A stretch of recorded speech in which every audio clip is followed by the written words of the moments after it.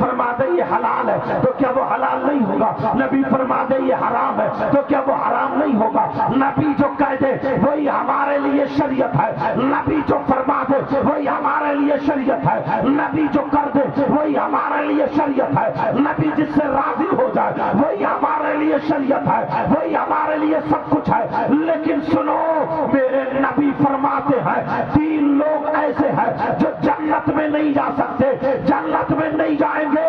کتنے لوگ ہیں ذرا بتاؤ؟ نبی فرماتے ہیں 3 لوگ جنت میں نہیں جا سکتے۔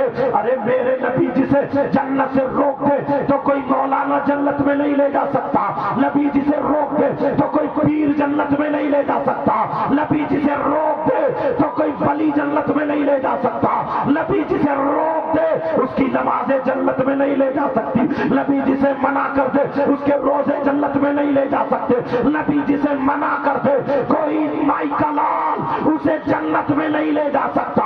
نبی فرماتے ہیں 3 لوگ جنت میں نہیں جا سکتے۔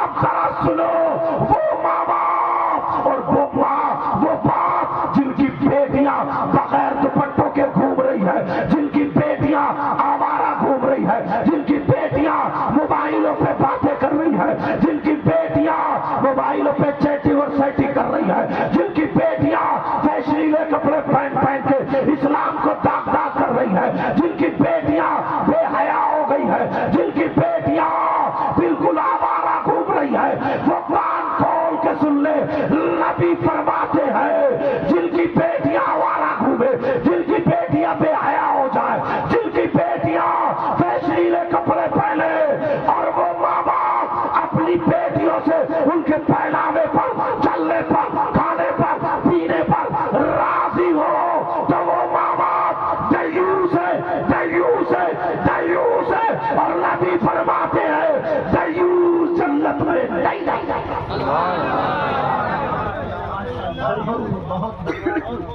دیوس جنت میں نہیں جا سکتا۔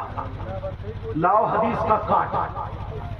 اچھا میں زیادہ تیز تو نہیں بول گیا؟ میں ہو سکتا تیز بول گیا سمجھ میں نہ آیا ہوں، آج میری آواز بھی خراب ہے مگر کوئی بات نہیں ہے، دل بہت اچھا ہے۔ میری بہنیں کان کھول کے سن لے،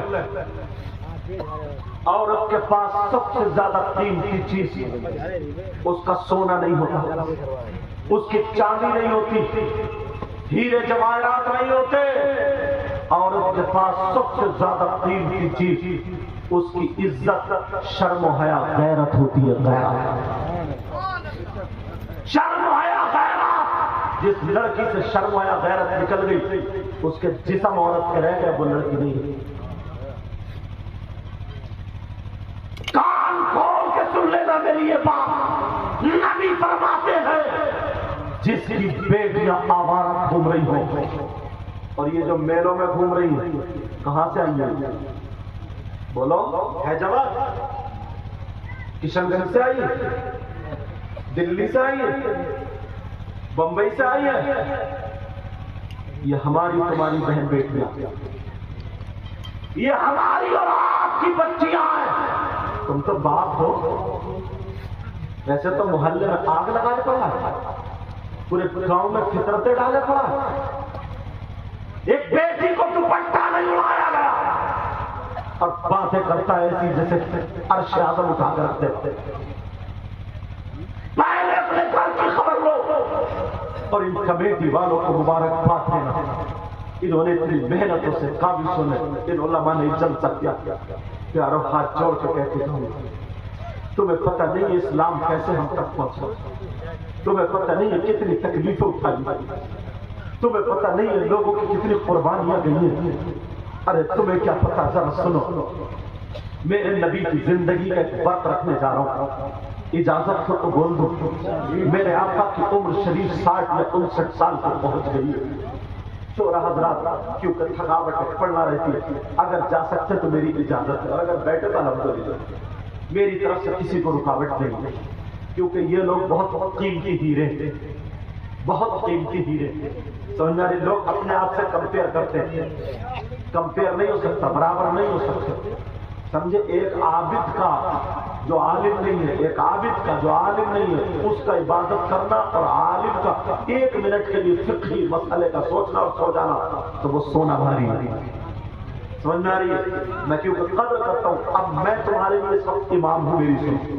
جب میرے بعد جن کا نمبر آئے گا تو ایسا نہ سوچے کہ ہمیں کیونکہ کافی دیر سے بیٹھے، وہ تو میری طرف سے مختصر اجازت ہے. سنو، توجہ رکھنا.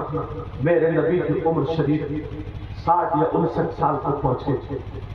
اللہ، اس سے پہلے ایک بات بتا دوں، ابھی بتاؤں. میرے علاقے میں ایک حاجی صاحب تھے، حبیب اللہ فیضی صاحب جا چکے جب تو کئی سال گئے. حاجی صاحب، ان کی اکلوتی بیٹی تھی. حضرت 5 وقت کی نماز پڑھتی تھی، قرآن شریف کی تلاوت کرتی تھی. میں بھی کئی مرتبہ گیا، مجھ سے بھی ملاقات ہوئی، بیٹھ میں رہنا پڑتا تھا، پردے سے رہتی تھی. کچھ دن گزر گئے. ایک دن ظہر کی نماز میں ان کی آنکھوں میں آنسو تھے. آیا میرے ہاتھوں کو چپٹ گئے، اتنا چوما اتنا چوما. بولے سید صاحب ناک بچا لو. میں نے کہا بات کیا بتاؤ. بولے حضور صبح 5 بجے سے میری بیٹی گھر سے غائب ہے، اور جب سے غائب ہوئی ہے نا تب سے گھر میں خوشبو آ رہی ہے، گھر میں خوشبو پھیل رہی ہے. عورتوں نے انہیں چڑھا دیا کہ تمہاری بیٹی کو اچھے جنات اٹھا کے لے جائے، گھر میں خوشبو آ رہی ہے. تم سید صاحب سے جا کے تعویذ لے لو، جنات چھوڑ گئے. اگر جنات میرا اتنا کہنا مانتے ہوتے تو یہ مجھے باغ ڈوگرا کیوں بلاتے؟ جنات سے ڈائریکٹ یہی آ جاتا. لیکن میں نے کہا حاجی صاحب یہ بات سن لینا، وہ بہت زیادہ. میں نے کہا چلو یہ بتاؤ تمہاری بیٹی مزار پہ جاتی تھی؟ بولے نہیں. بازار میں جاتی تھی؟ بولے نہیں. آوارہ گھومتی تھی؟ نہیں. بولے حضرت کبھی چھت سے نہیں چڑھی. آپ محلے میں رہتے، کبھی آپ نے میری بیٹی کو دیکھا؟ میں نے کہا نہیں دیکھا. اب میں چکر میں پڑ گیا، یار ایسی بیٹی. تو پھر میں نے کہا بتاؤ تمہاری بیٹی پر موبائل تھا یا نہیں تھا؟ تو وہ کہنے لگے ہاں حضرت موبائل تو تھا. کہنے لگے حضور موبائل تو تھا. میں نے کہا 5 منٹ رہ گئے، سنتیں بھی پڑھنی ہے. ظہر کی نماز کے بعد میں دعا کروں گا، انشاءاللہ 1 ہفتے میں پتہ چل جائے گا، اللہ چاہے گا 1 ہفتے میں پتہ. میں کچھ دنوں کے بعد بلند شہر سے تقریر کر کے آیا، 3-4 روز کے بعد ملاقات ہوئی. اب حاجی صاحب مجھ سے بچ کے نکل گئے، شرم لگ رہی ہے. میں نے پوچھا، میں نے کہا حاجی صاحب ادھر آؤ، خیریت تو سب ٹھیک ہے؟ مسجد میں وضو خانے پہ. میں نے کہا کیا معاملہ بتاؤ. بیٹی کا پتہ چلا، مجھے ہاتھ پکڑ کے وضو خانے کو ادھر لے گئے. کہہ گیا حضور میری ناک کٹ گئی، میں برباد ہو گیا. میں نے کہا کیسے ناک کٹی، کیوں برباد ہوئے؟ تو انہوں نے کہا میری بیٹی ایک بھنگی لڑکے سے موبائل پہ ٹچ ہو کر کے گھر سے بھاگ گئی تھی، اور نینی تال ہائی کورٹ میں جا کر کے اس نے کورٹ میرج کر لیا. جب اتنا کہا تو آنکھوں میں آنسو آ گئے. اب مجھے کہہ لینے دیا جائے، میں تمہاری بیٹیوں پہ الزام نہیں لگا رہا ہوں، اللہ کے واسطے معاف کر دینا. وہ بچیوں تم بھی، مگر شیطان ہوتا ہے. میں کسی کی بیٹی پہ تہمت نہیں لگا رہا ہوں. میں تم سے پوچھنا چاہ رہا ہوں، وہ لڑکی جو کبھی گھر سے باہر نکل کے نہیں گئی، وہ لڑکی جس نے کبھی گھر کا دروازہ نہیں دیکھا، وہ لڑکی جو کبھی چھت پہ نہیں گئی، وہ لڑکی جو کبھی بازار میں نہیں گئی، وہ لڑکی جو کبھی بازار پہ نہیں گئی، وہ لڑکی جو کبھی شہر سے باہر نہیں گئی، اس نے نینی تال ہائی کورٹ کیسے دیکھ لیا؟ مجھے کہنے دیا جائے یہ موبائل کی دین ہے. ارے موبائل کے ذریعے غیر مسلم لڑکے سے ٹچ ہو گئی اور گھر سے نکل گئی. یاد رکھو موبائلوں کو اپنی بیٹیوں سے لینا پڑے گا. اگر معاشرہ سدھارنا ہے تو ان کے ہاتھوں میں دینی کتاب دے دو، اسلامی کتاب دے دو، قرآن شریف دے دو. اگر انہیں پڑھوانا ہے بہار شریعت پڑھواؤ، انوار شریعت پڑھواؤ، قانون شریعت پڑھواؤ. یہ ساری کتابیں، بہشتی زیور، جنتی زیور، یہ ساری کتابیں پڑھواؤ. اگر انہیں پڑھوانا ہے سیدہ فاطمہ کی زندگی پڑھواؤ، حضرت میمونہ کی زندگی پڑھواؤ.